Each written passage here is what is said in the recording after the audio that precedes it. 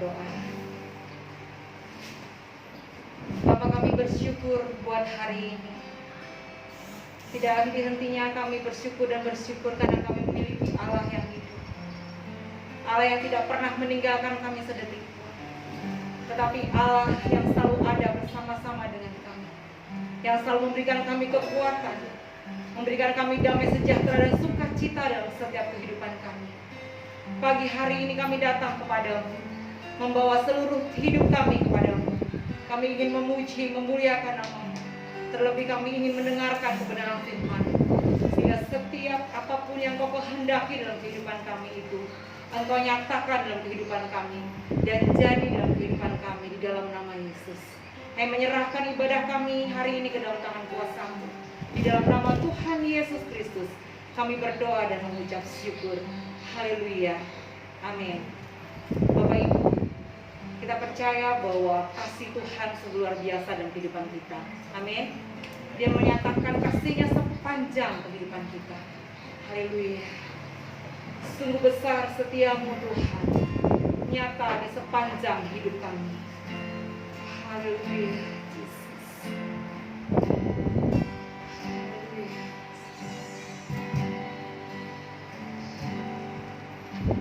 Sungguh besar setiamu,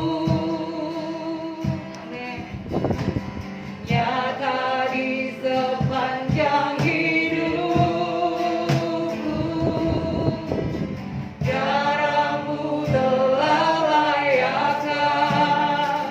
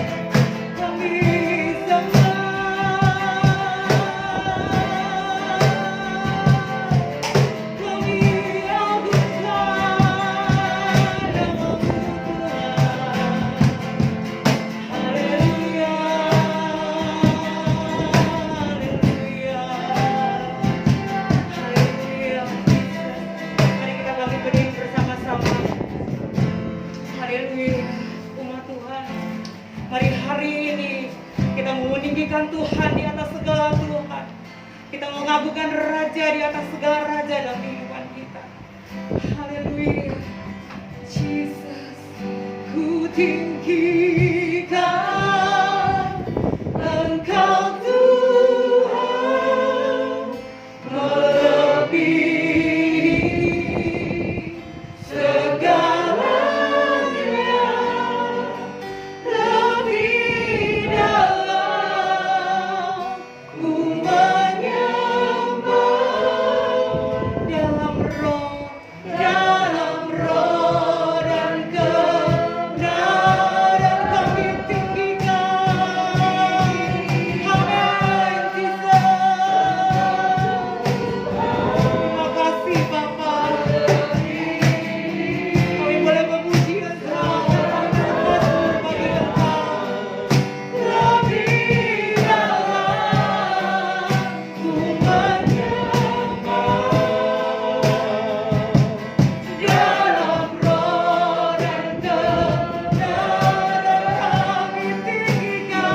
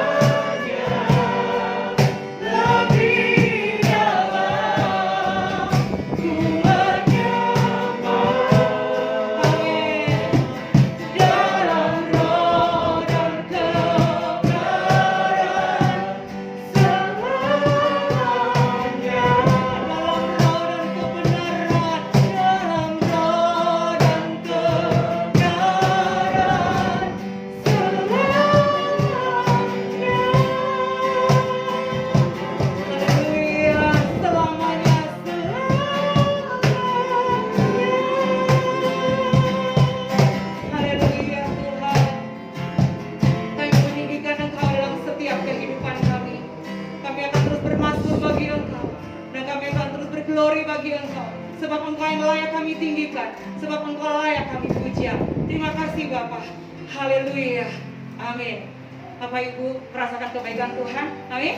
Haleluya. Ketika kasih Tuhan dan Tuhan Yesus ada dalam hidup kita, maka diri kita bukanlah kita lagi, tapi Yesus yang bertahta atas kehidupan kita. Amin. Haleluya. Puji nama Tuhan. Hidupku bukanlah aku lagi. Haleluya.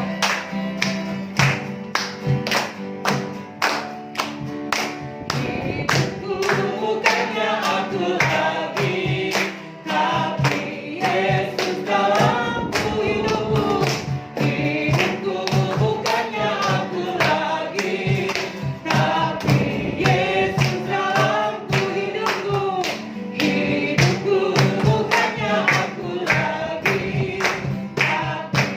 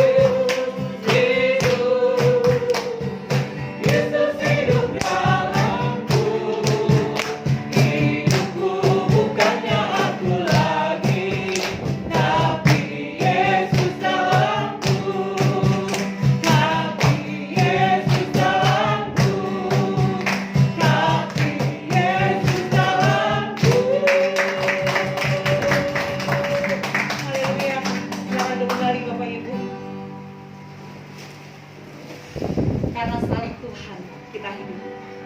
Karena dia sudah mengorbankan hidupnya bagi saya dan Bapak Ibu. Dia merelakan nyawanya dan berkorban bagi saya dan Ibu. Mari pagi hari ini kita mau terus mengatakan bahwa hanya karena salibmu Tuhan kami hidup.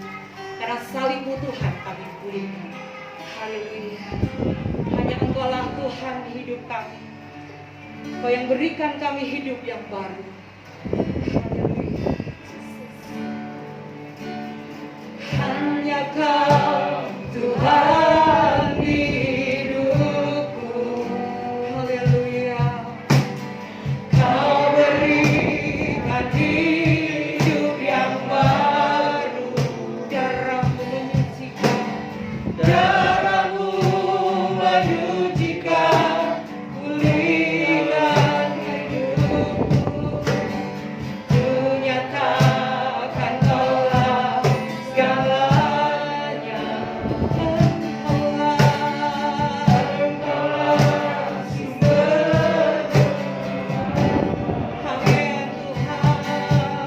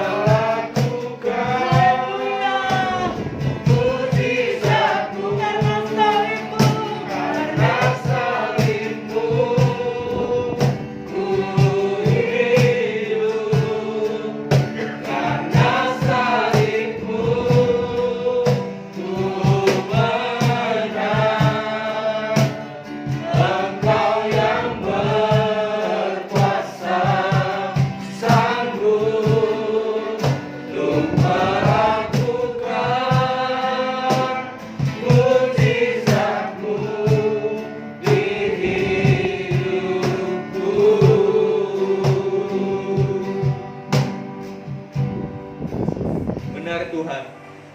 Karena salib-Mu kami boleh hidup. Karena salib-Mu kami boleh hidup di dalam anugerah Tuhan yang melimpah.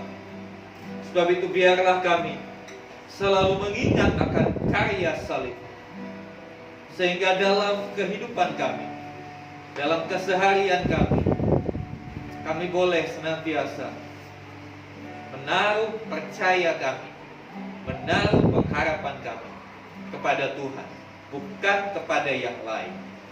Terima kasih Tuhan. Pagi hari ini ketika kami boleh memuji, memuliakan Tuhan, kami tahu Tuhan ada di tengah-tengah kami. Kami percaya ada sesuatu yang luar biasa terjadi dalam hidup kami. Pujilah nama-Mu, karena kami rindu mendengar nasihat-nasihat-Mu, mendengar tuntunan-Mu, supaya ketika kami menjalani hidup di dunia kami tidak tersesat, kami tidak menyimpang. Tuntun kami, beri kami pengertian, sehingga kehendak Tuhan boleh nyata dalam hidup. Terima kasih Tuhan. Di dalam nama Tuhan Yesus kami berdoa. Haleluya. Amin. Shalom, silakan duduk Bapak Ibu. Ya, bersyukur hari ini kita boleh kembali datang kepada Tuhan. Tidak terasa kita sudah masuk bulan yang ke-6. Ya, sudah ada di tengah-tengah tahun 2021. Dan tidak terasa 1 tahun lebih kita hidup di masa pandemi. Saya percaya di tengah masa pandemi ada begitu banyak hal yang terjadi, yang kita alami. Tapi kita mau bersyukur bahwasanya kalau kita boleh ada seperti hari ini, itu hanya karena Tuhan. Amin. Saudara dikasih Tuhan, mari kita membuka firman Tuhan di dalam Injil Matius pasal yang ke-14. Matius 14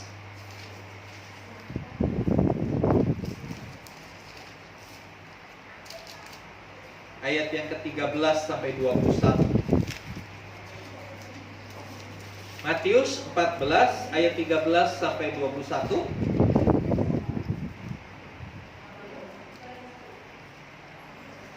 Ya, baik, saya akan bacakan bagian Alkitab ini. Injil Matius pasal 14 ayat 13 sampai 21. Demikian firman Tuhan.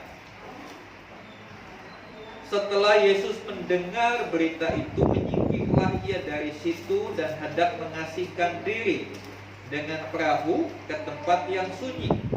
Tetapi orang banyak mendengarnya dan mengikuti dia dengan mengambil jalan darat dari kota-kota mereka. Ketika Yesus mendarat, ia melihat orang banyak yang besar jumlahnya. Maka tergeraklah hatinya oleh belas kasihan kepada mereka, dan ia menyembuhkan mereka yang sakit.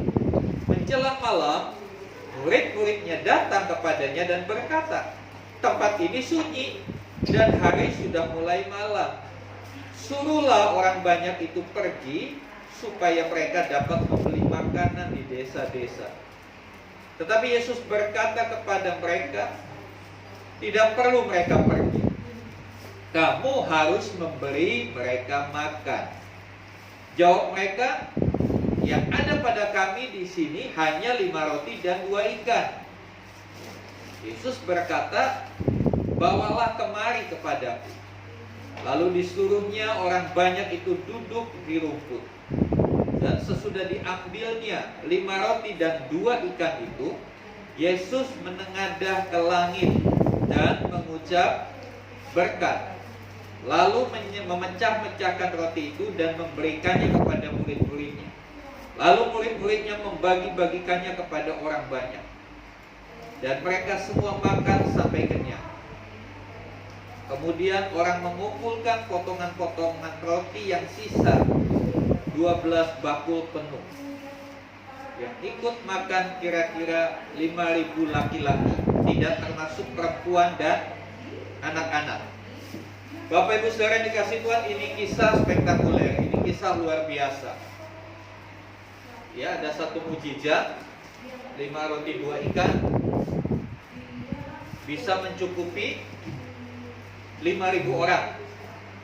Bahkan di situ dikatakan yang makan kira-kira 5.000 laki-laki. 5.000 itu laki-laki, belum perempuannya.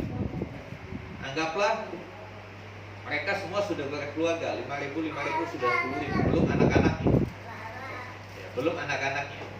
Padahal pada masa itu belum ada program KB, pasti anak-anaknya lebih dari 2. Bayangkan sekian banyak harus makan yang 5 roti 2 ikan. Apa sebetulnya yang Tuhan mau bicara dari kisah ini?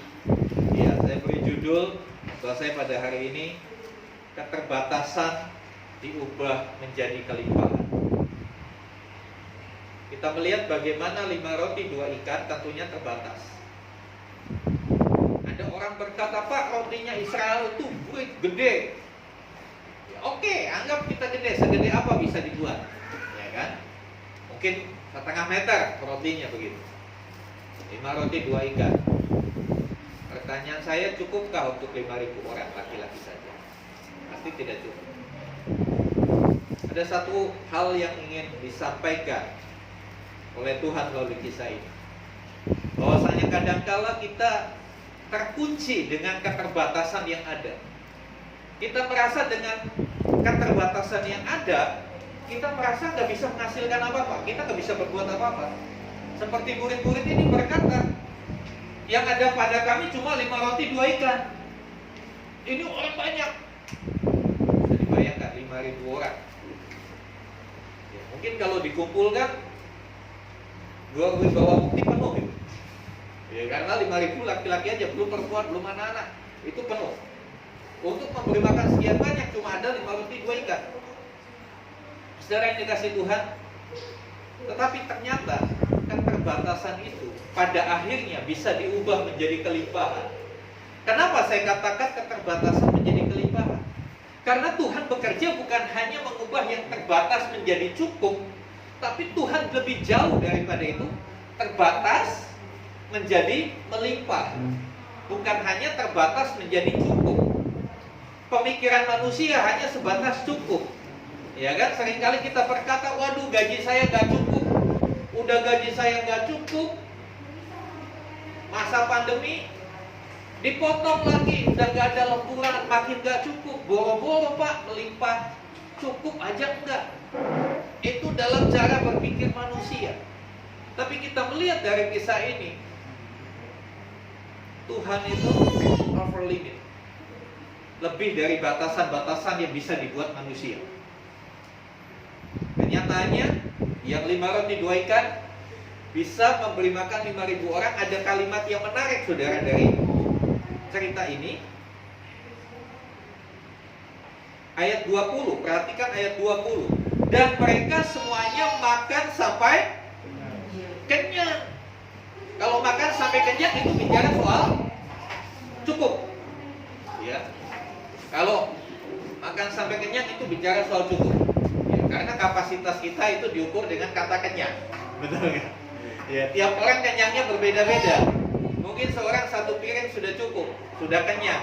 Orang lain 3 piring masih belum cukup.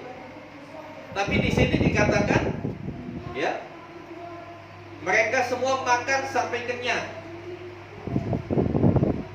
Selanjutnya, kemudian orang mengumpulkan potongan-potongan roti yang sisa 12 bakul penuh. Melimpah. Dari yang 5 roti 2 ikan cukup. Ini kan sebetulnya gak sesuai kalau kita lihat. 5 roti 2 ikan, anggaplah tadi kita mempercayai pendapat bahwa rotinya orang Israel gede-gede. Ya segede apa? Kan begitu. Gak mungkin segede ruangan ini kan rotinya. Paling segede gitu kan. Untuk 5.000 orang laki-laki saja, semuanya makan kenyang. Tidak ada yang kekurangan. Yang terbatas itu menjadi cukup. Bahkan ayat itu bilang ada sisa. Sisa itu bicara soal melimpah, kelebihan. Ada kelebihannya. Nah, saudara yang dikasih Tuhan, menarik apa yang Tuhan kerjakan bagi kita.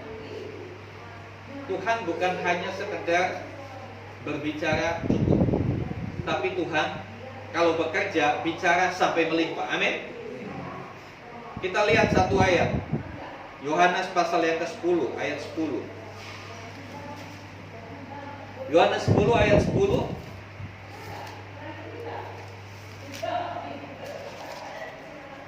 Di sana dikatakan, pencuri datang hanya untuk mencuri dan membunuh dan membinasakan. Aku datang. Siapa aku ini, Bapak Ibu? Tuhan. Tuhan Yesus datang supaya mereka mempunyai hidup dan mempunyainya dalam segala kelimpahan. Jadi dari kisah 5 roti 2 ikan jadi 5.000 orang, memberi makan 5.000 orang. Hal yang pertama kita belajar bahwa Tuhan bekerja melampaui batas manusia. Kalau batas manusia cukup, tapi Tuhan bekerja sampai kepada melimpah. Bukan hanya dari negatif ke titik nol, tapi dari negatif ke positif. Dari kurang bukan hanya cukup, tapi melimpah. Itu yang Tuhan bisa lakukan buat hidup kita. Oleh sebab itu, apapun keterbatasan yang kita alami hari-hari ini, yakinlah Tuhan bisa mengubah keterbatasan itu menjadi sebuah kelimpahan. Amin. Dan yang kedua, saudara yang dikasihi Tuhan, tadi kita melihat Tuhan bekerja melalui segala keterbatasan. Yang kedua, Tuhan bekerja ketika ada penyerahan. 5 roti 2 ikan itu kemudian Tuhan Yesus bilang, bawa itu kepadaku.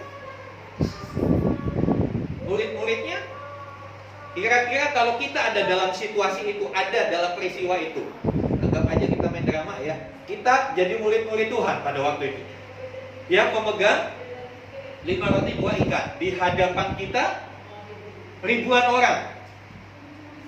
Tuhan bilang, bawa kepadaku. Pertama Tuhan bilang, kasih mereka makan. Mereka bingung, warungnya udah gak ada semua, udah tutup, ini udah malam ini. Udah malam, gak ada yang buka. Yang ada cuma ini. Tuhan bilang, bawa kepadaku. Kadangkala pikiran manusia berkata, mau diapakan ini? Gak akan cukup. Dipotong kecil-kecil pun gak akan cukup. Ngapain? Ya 5 roti 2 ikan dipotong mungkin kecil-kecil. Ya, anggap aja 5 rotinya buat 5.000. Berarti 1 roti dipotong jadi 1.000. 1.000 potongan kecil, itu mah udah mungkin bikin kenyang, nyelip di gigi barangkali seperti itu. Tapi ketika mereka mau menyerahkan apa yang mereka punya kepada Tuhan, mereka bawa kepada Tuhan, itulah satu titik di mana Tuhan bekerja. Apapun keterbatasan kita, ketika kita mau menyerahkan keterbatasan itu kepada Tuhan, maka Tuhan akan mengerjakan itu menjadi sesuatu yang berlimpah. Cuma kadangkala kita udah pasang benteng dulu. Gak mungkin Tuhan, kita sudah pesimis dulu. Gak mungkin Tuhan dengan gaji segini saya bisa beli rumah. Banyak kali orang berkata begitu kan hari-hari ini. Saya mau katakan, akui keterbatasanmu di hadapan Tuhan dan belajar menyerahkan semuanya kepada Tuhan. Belajar menyerahkan kepada Tuhan. Tuhan, aku cuma punya ini. Aku nggak tahu lagi. Dan disitulah Tuhan akan mengerjakan keterbatasan itu. Bukan hanya untuk jadi cukup, tapi untuk jadi limpah. Nah selanjutnya saudara yang dikasih Tuhan, keterbatasan bisa menjadi melimpah kalau kita menyerahkan kepada Tuhan. Lalu selanjutnya, apa yang Tuhan Yesus lakukan dengan 5 roti 2 ikan itu? Apa yang Tuhan Yesus lakukan dengan 5 roti 2 ikan? Kita lihat ayat yang ke-19.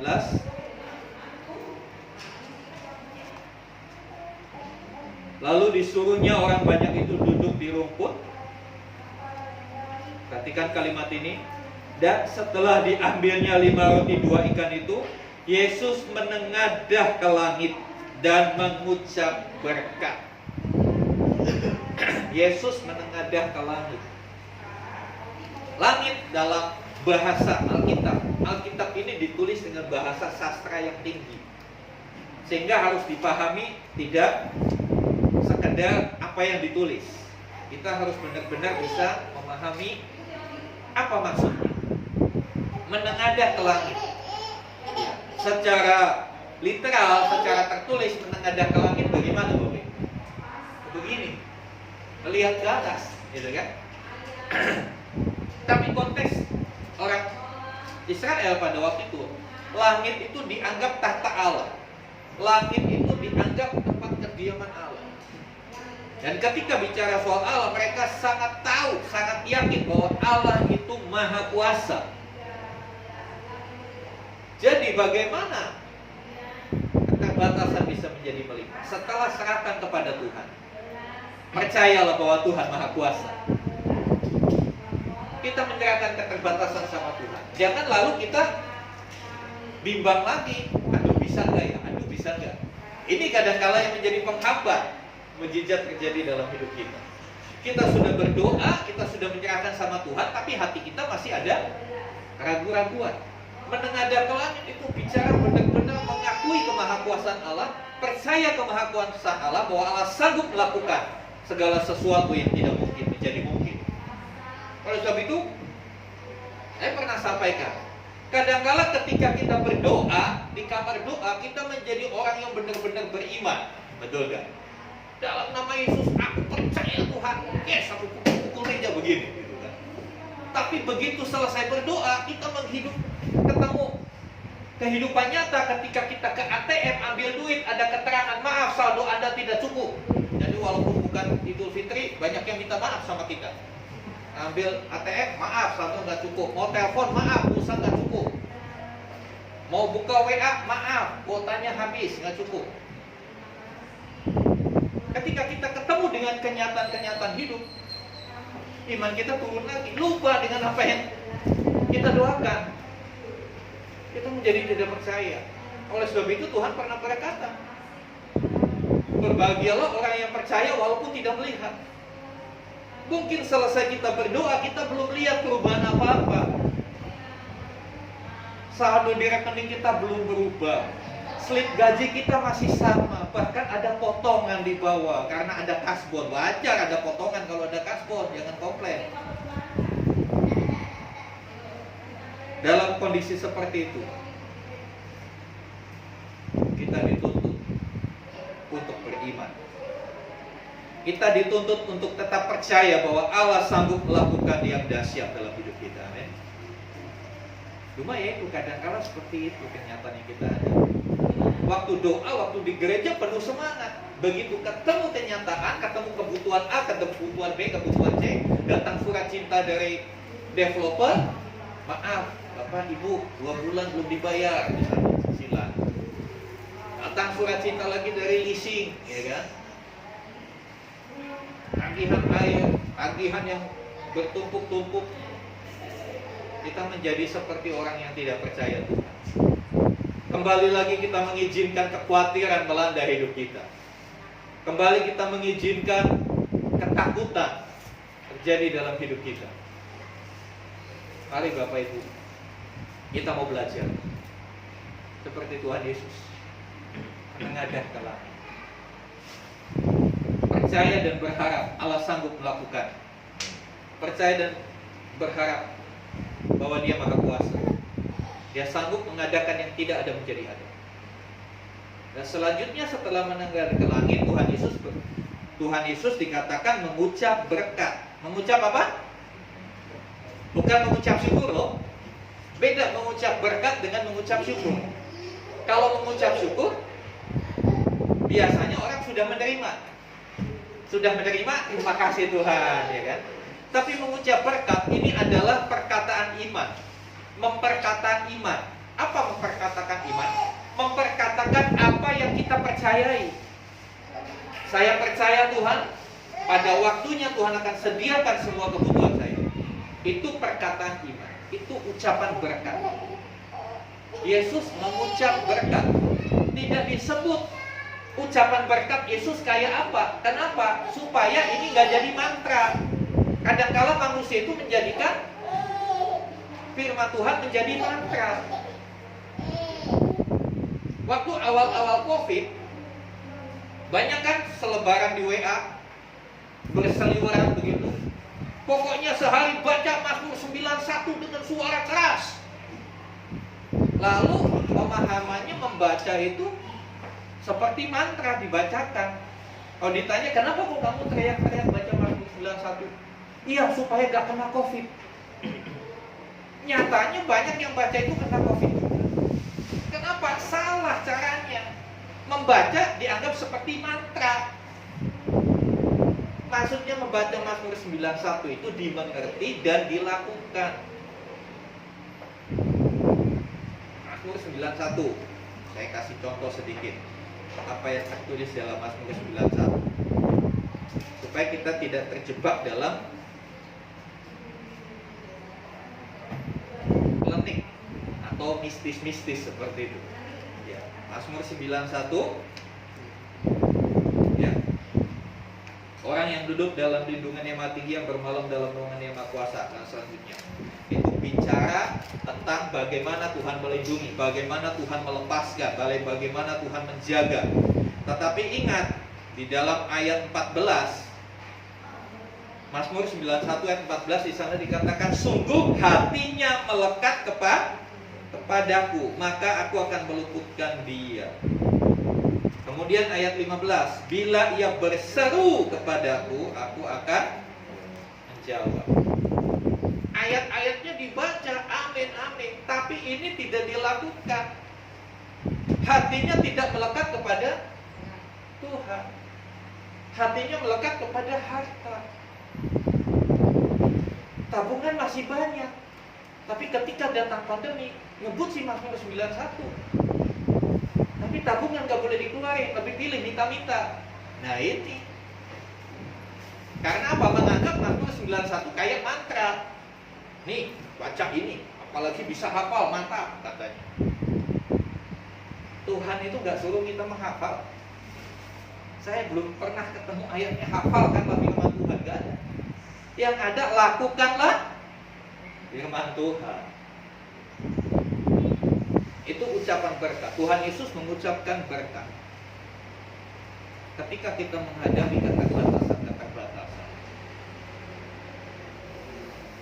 mari ucapkan berkat. Mari perkatakan iman kita. Perkatakan keyakinan kita. Karena iman timbul dari pendengaran. Pendengaran akan kita ucapkan perkataan-perkataan iman sampai telinga kita mendengar sehingga iman itu kuat. Kita tidak goyah. Baru setelah itu kita melihat Tuhan mengerjakan sesuatu yang dahsyat. Tapi sebelum itu ada satu hal yang Tuhan Yesus lakukan. Bahkan sebelum dia menengadah ke langit, sebelum dia mengucapkan berkat, ada sesuatu yang dia lakukan. Ya, setelah dia terima itu 5 roti 2 ikan. Ketika Tuhan Yesus terima 5 roti 2 ikan, udah berubah belum? Belum, masih 5 roti 2 ikan.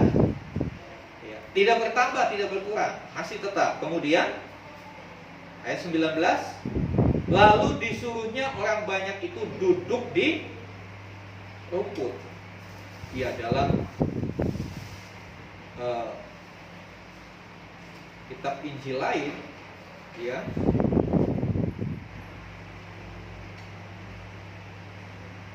dalam kitab Injil lain, dalam Markus 6 kita lihat, dalam Markus 6 ayat 39. Ceritanya sama, cuma ini lebih lengkap laporannya. Di Injil ini seperti laporan. Penulis itu melaporkan apa yang terjadi, ya.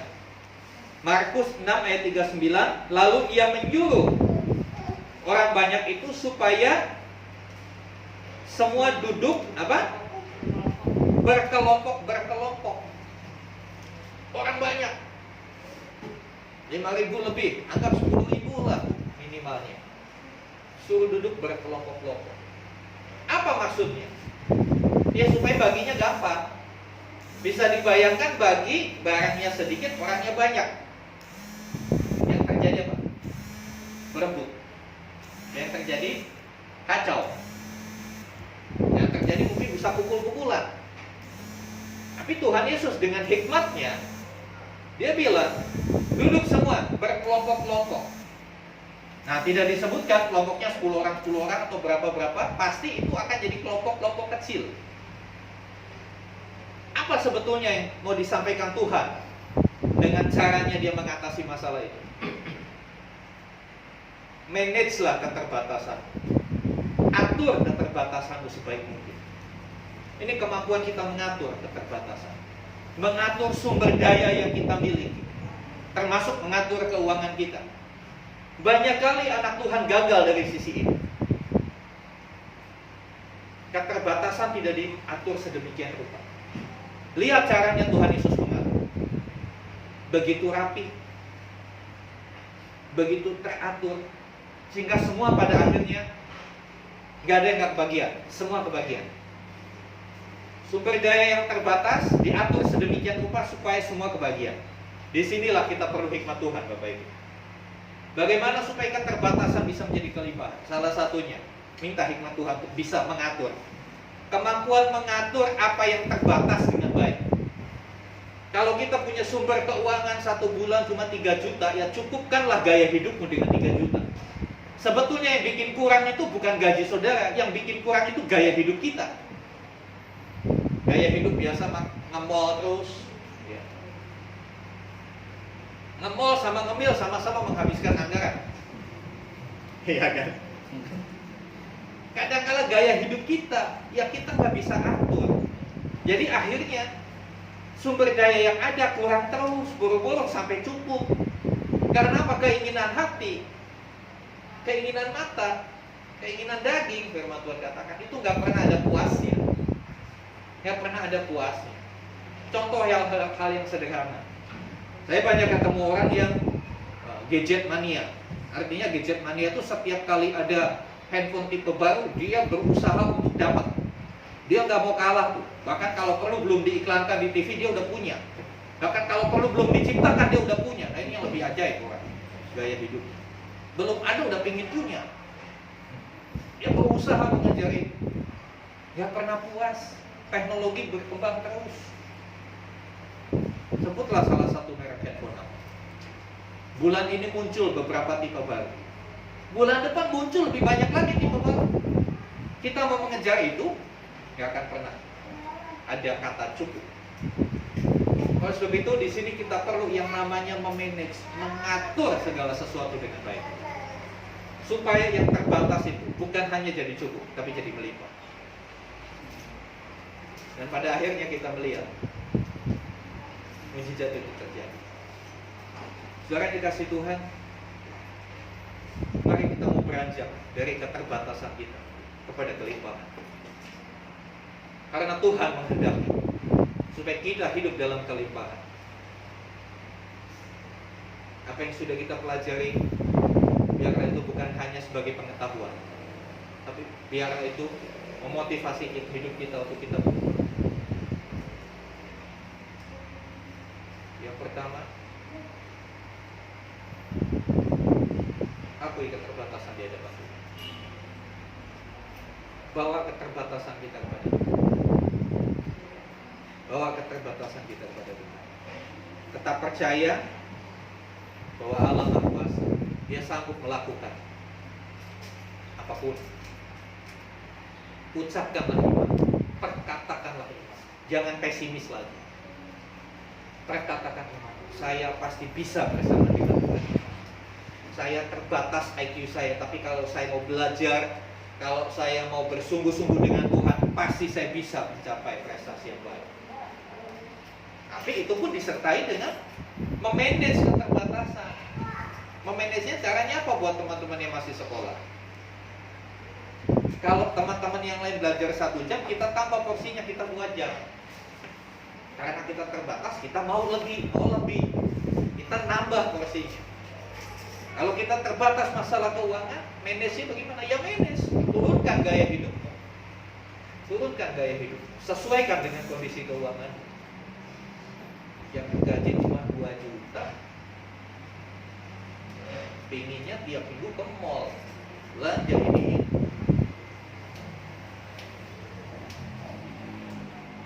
Gaji pas-pasan, pinginnya makanya capcay, yokai. Ya, kalau gaji pas-pasan ya makan tahu hai, tempe hai gitu kan. Tetap bisa sehat kok. Tetap bisa sehat. Belajar mengatur. Nah selanjutnya, lihat bagaimana Tuhan akan mengerjakan semua itu bagi kita. Amin. Mari sama-sama kita berdiri, kita datang kepada Tuhan.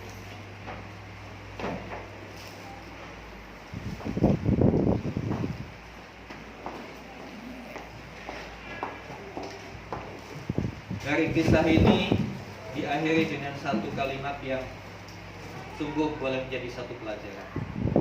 Orang banyak itu makan sampai puas dan sisanya dikumpulkan. Kadang-kala ini yang kita lupakan. Setelah kita melimpah, kita hidup dalam gaya hidup hedonisme. Setelah kita tahu kita melimpah, kita lupa bahwa sisanya itu harus dikumpulkan. Untuk apa sisanya dikumpulkan? Untuk orang yang membutuhkan. Karena di luar sana banyak orang yang membutuhkan. Kalau kita diberkati, ingatlah, ada tanggung jawab kita untuk menjadi berkat. Amin. Haleluya. Semua ini Tuhan lakukan karena Dia sudah menyelesaikan bagi kita. Di atas kayu salib, disitulah keterbatasan kita juga ikut disalibkan. Sehingga kita dirancang oleh Tuhan untuk hidup dalam kelimpahan. Kelimpahan bukan hanya materi, kelimpahan dalam iman, kelimpahan dalam ucapan syukur, kelimpahan dalam perbuatan-perbuatan baik, kelimpahan dalam perhatian kepada sesama. Mari kita mau berkata kepada Tuhan, karena saling membunuh. Karena salibmu ku hidup, karena salibmu ku menang. Engkau yang berkuasa sanggup untuk melakukan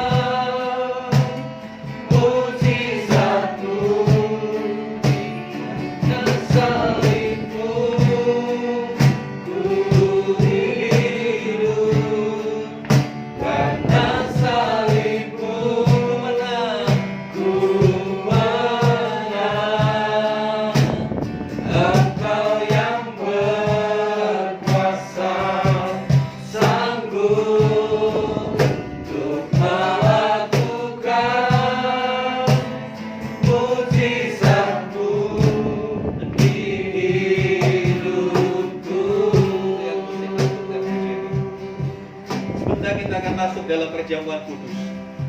Mari siapkan hatimu Bapak Ibu. Mari bawa setiap keterbatasanmu kepada Tuhan. Mungkin orang lain gak tahu keterbatasan kita. Hanya diri kita dan Tuhan yang tahu. Aku itu di hadapan Tuhan. Kalau kita terbatas dalam iman, terbatas dalam melakukan firman Tuhan, akui, Tuhan, aku terbatas. Biar kuasamu yang terbatas, yang tidak terbatas itu memampukan aku melangkah dari keterbatasan kepada kecukupan, bahkan kepada kelimpahan. Di atas kayu salib Tuhan Yesus berkata, sudah selesai. Itu juga berarti buat setiap keterbatasan kita, Dia berkata, sudah selesai. Keterbatasanmu sudah selesai. Mari hidup dalam kelimpahan berkat dan anugerah. Haleluya, haleluya. Mari setiap pribadi berdoa, ambil waktu. Haleluya. Sebelum kita masuk dalam perjamuan Tuhan, biarlah kita boleh layak di hadapan Tuhan. Akui segala dosa. Supaya kita boleh menerima perjamuan kudus dengan hati yang suci, pikiran yang bersih. Haleluya. Saya dengan hormat Bapak Agustinus. Haleluya. Karena salibmu ku hidup, karena salibmu ku menang.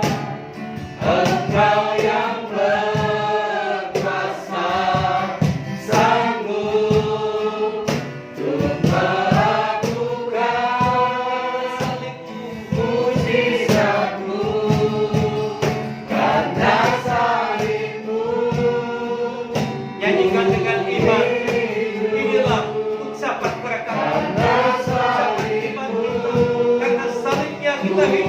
Karena salibnya kita menang.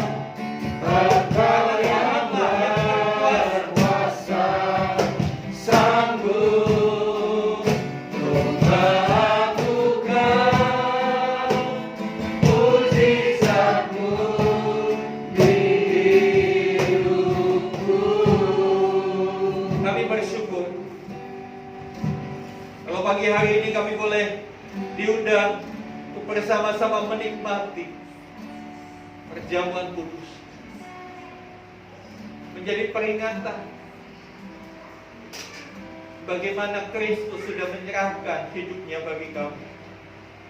Sungguh satu pengorbanan yang terlalu sempurna, supaya kami boleh dilepaskan dari dosa, sakit penyakit, bahkan dari setiap keterbatasan. Karena Engkau datang supaya kami memperoleh hidup dalam kelimpahan. Hamba menyerahkan roti dan anggur ini kepada-Mu ya Bapa. Roti dan anggur yang adalah buatan tangan manusia berikut. Mari suci kuduskan sehingga boleh layak untuk menjadi peringatan, menjadi perlambang tubuh dan darah Tuhan yang sudah dikorbankan, dibagi-bagikan buat. Biarlah setiap kami menerimanya dengan hati yang suci. Terima kasih Tuhan. Karena salib-Mu ku hidup, karena salib-Mu ku menang. Engkau yang berkuasa, sanggup untuk melakukan mujizat-Mu. Karena salib-Mu ku hidup. Saudara boleh melihat kepingan roti. Ada ayat-ayat firman Tuhan. Baca itu, percaya itu, perkataan itu. Bukan sebagai mantra, tapi biarkan dia mengubah cara berpikir kita. Melakukan mujizat-Mu di hidupku. Mari keluarkan roti dari plastik.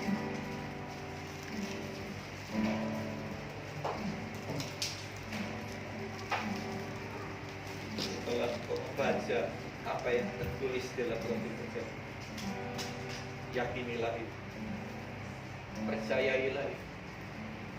Mari kita angkat roti lebih tinggi dari kepala. Haleluya, haleluya.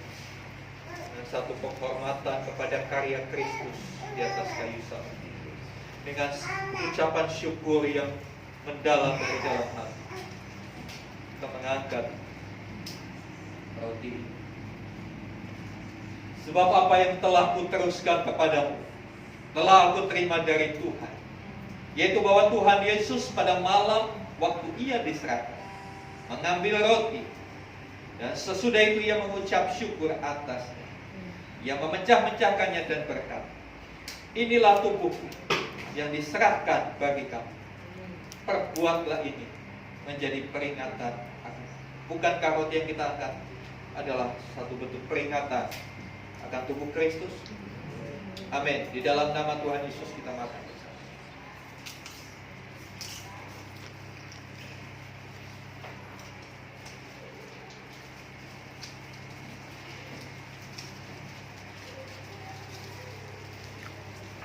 Haleluya. Mari siapkan cawan anggur.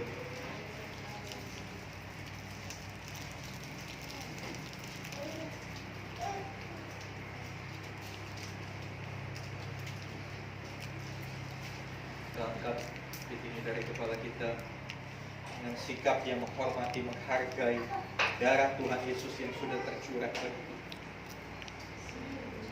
Demikian juga ia mengambil cawan sesudah makan. Ia berkata, cawan ini adalah perjanjian baru yang dimeteraikan oleh darah. Perbuatlah ini setiap kali kamu meminumnya.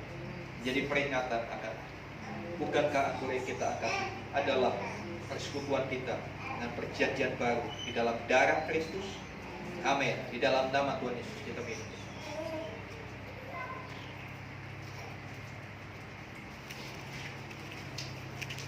Naikkan ucapan syukurmu Bapak Ibu.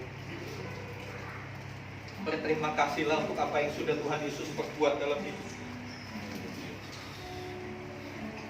Sungguh satu pengorbanan yang luar biasa. Haleluya. Haleluya. Haleluya. Haleluya. Haleluya. Haleluya. Haleluya. Haleluya. Karala bayasi, kata karala bayasi. Terima kasih Tuhan. Kami boleh dipersatukan dengan tubuh dan darah Tuhan. Kami bersyukur karena korban-Mu. Tuhan mengangkat setiap keterbatasan kami. Tuhan ubah keterbatasan kami. Bukan hanya menjadi kecukupan, tapi sampai kepada kelimpahan. Terima kasih Tuhan. Biarlah setiap kami menyadari hidup kami miliknya Tuhan. Karena kami sudah ditebus dengan darah Tuhan yang mahal. Semua sudah dibayar dengan lunas. Dan biarlah ketika kami ada di dalam keberkatan, ketika kami ada di dalam kelimpahan, kami tidak melupakan tanggung jawab kami untuk kami menjadi berkat buat orang-orang di sekitar kami, untuk kami menjadi saluran anugerah Tuhan buat orang-orang di sekitar kami. Sampai pada akhirnya nama Tuhan Yesus saja dipermuliakan dalam hidup kami. Terima kasih. Terima kasih. Dalam nama Tuhan Yesus kami berdoa. Haleluya. Amin. Amin. Silakan duduk.